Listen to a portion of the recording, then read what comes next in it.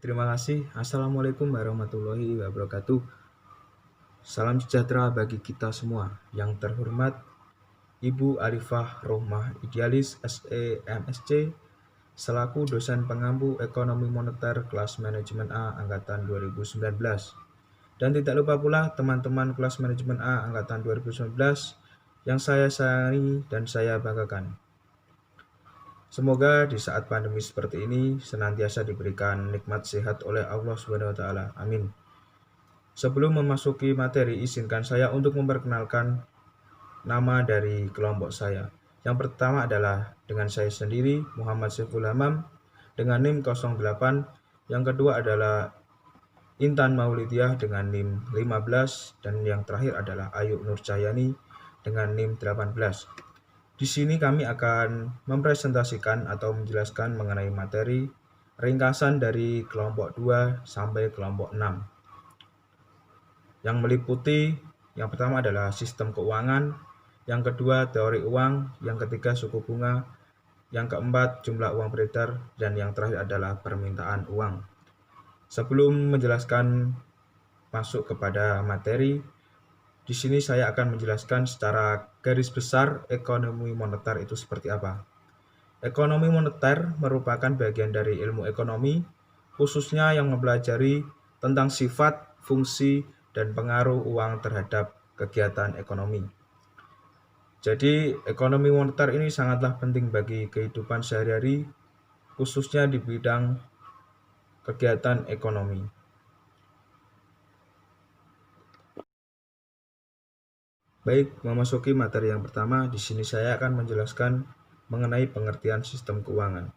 Sistem keuangan sendiri merupakan tatanan perekonomian dalam negara yang berperan melakukan aktivitas dalam berbagai jasa keuangan yang diselenggarakan oleh lembaga keuangan.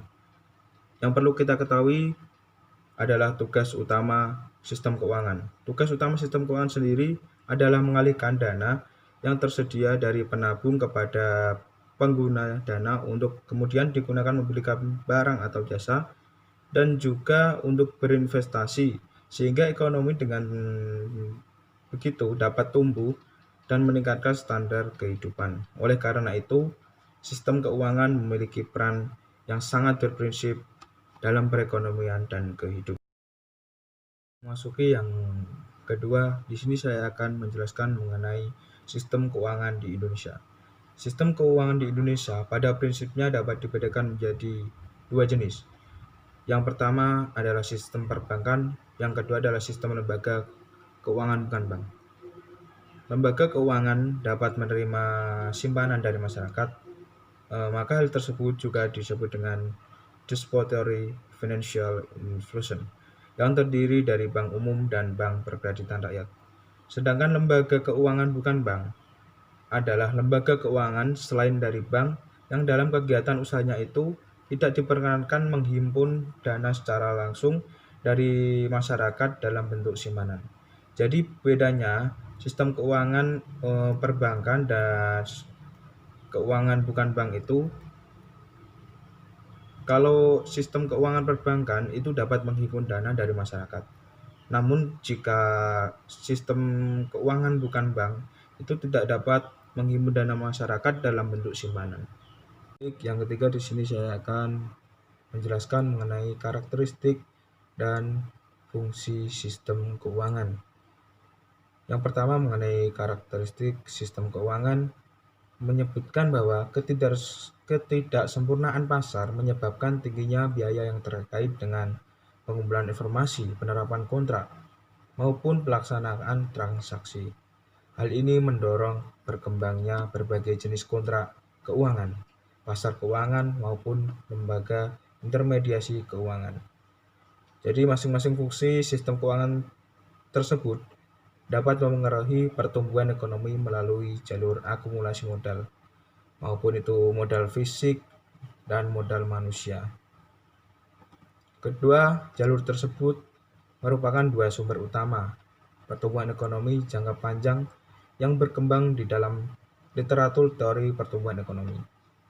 Sistem keuangan memengaruhi kedua sumber pertumbuhan dengan cara memengaruhi tingkat tabungan dan merelaksasi tabungan ke dalam berbagai alternatif investasi. Adapun fungsi dari sistem keuangan tersebut adalah sebagai berikut. Yang pertama adalah memobilitas tabungan. Artinya, sistem keuangan dapat menciptakan berbagai instrumen yang dapat digunakan untuk memobilisasi dana dalam jumlah kecil tapi banyak. Yang kedua adalah membantu para manajer dan melaksanakan pengawasan perusahaan. Artinya, sistem keuangan dapat berperan dalam melakukan kegiatan monitoring ataupun pengawasan dan verifikasi tersebut sehingga berdampak positif pada perkembangan investasi dan efisiensi ekonomi. Yang ketiga adalah berfungsi sebagai mengalokasikan sumber daya. Artinya, sistem keuangan dapat berperan sebagai pengumpul informasi mengenai peluang-peluang investasi secara efisien sehingga membantu memperbaiki alokasi sumber daya. Baik, di sini saya akan melanjutkan pemaparan materi dari Saudara Saiful. Di sini saya akan menjelaskan tentang pengertian uang. Dalam ilmu ekonomi, uang adalah alat tukar yang dapat diterima secara umum. Alat tukar tersebut dapat berupa benda apapun yang dapat diterima oleh setiap orang di masyarakat dalam proses pertukaran barang dan jasa. Sedangkan ilmu ekonomi modern menyebutkan bahwa uang adalah segala sesuatu yang tersedia dan juga secara umum dapat diterima sebagai suatu alat pembayaran bagi pembelian barang atau jasa, dan dapat digunakan untuk pembayaran utang. Fungsi uang ada 3. Yang pertama, sebagai alat tukar. Yang kedua, sebagai satuan hitung. Yang ketiga, sebagai alat penyimpanan nilai. Saya akan menjelaskan yang pertama sebagai alat tukar. Maksudnya yaitu, orang yang akan melakukan pertukaran tidak perlu menukarkan dengan barang, namun cukup menggunakan uang sebagai alat tukarnya. Yang kedua, berfungsi sebagai satuan hitung, karena uang dapat digunakan untuk menunjukkan nilai berbagai macam barang atau jasa yang akan diperjualbelikan dan menghitung besar kecilnya pinjaman.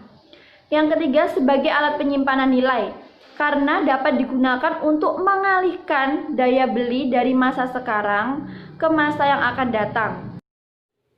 Selanjutnya menjelaskan tentang jenis-jenis uang. Jenis-jenis uang ada 3 macam. Yang pertama yaitu berdasarkan bahan pembuatannya.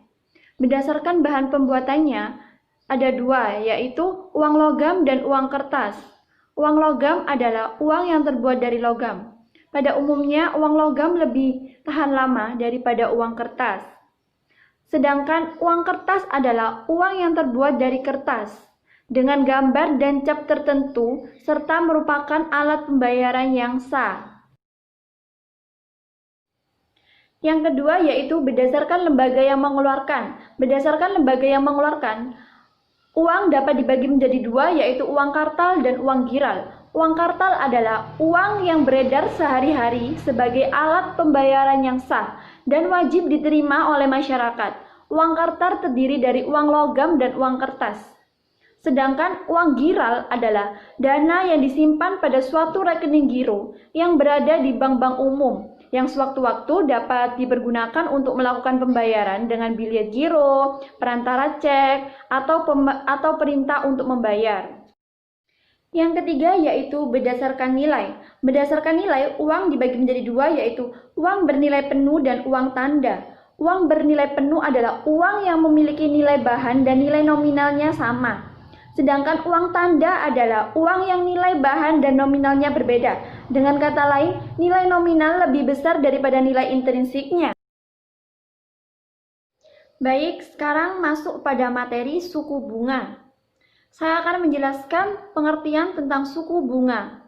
Suku bunga adalah nilai, tingkat, harga, atau keuntungan yang diberikan kepada investor dari penggunaan dana investasi atas dasar perhitungan nilai ekonomis dalam periode waktu tertentu. Dan tingkat suku bunga bank ini tuh digunakan untuk mengontrol perekonomian suatu negara. Selanjutnya saya akan menjelaskan tentang pengaruh tingkat suku bunga dalam perekonomian. Yang pertama yaitu tingkat suku bunga itu akan mempengaruhi keputusan melakukan investasi yang pada akhirnya akan mempengaruhi tingkat pertumbuhan ekonomi. Yang kedua, tingkat suku bunga akan mempengaruhi pengambilan keputusan pemilik modal. Yang ketiga, tingkat suku bunga akan mempengaruhi kelangsungan usaha pihak bank dan lembaga keuangan lainnya. Baik, di sini saya akan melanjutkan pemaparan materi dari Saudari Intan. Yang pertama, pengertian jumlah uang. Beredar yaitu jumlah uang yang berada di tangan masyarakat dan berada dalam sebuah perekonomian suatu negara pada suatu waktu tertentu. Mekanisme penciptaan uang ada 3 pelaku utama terhadap proses penciptaan uang, yaitu 1. Otoritas moneter, 2. Bank umum, dan 3. Masyarakat atau sektor swasta domestik. Ketiga pelaku tersebut saling bersinergi sehingga demand dan supply berada pada keseimbangan yang diinginkan, di mana otoritas moneter sebagai pencetak uang kartal, bank umum sebagai pencipta uang giral dan kuasi, sektor swasta domestik sebagai pengguna daripada uang yang diciptakan otoritas moneter dan bank umum.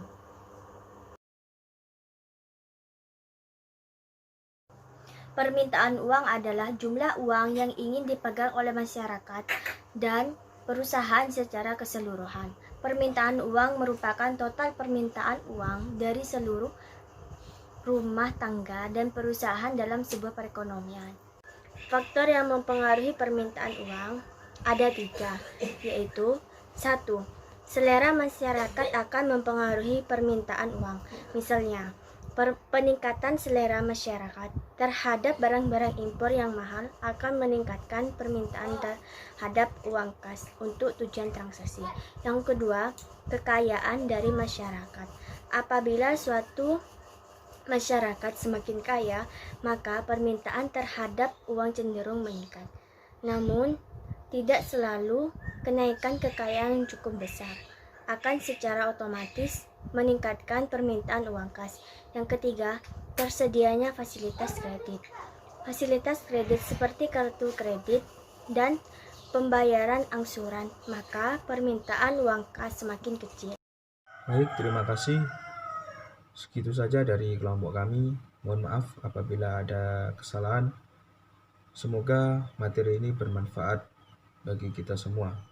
Terima kasih. Wassalamualaikum warahmatullahi wabarakatuh.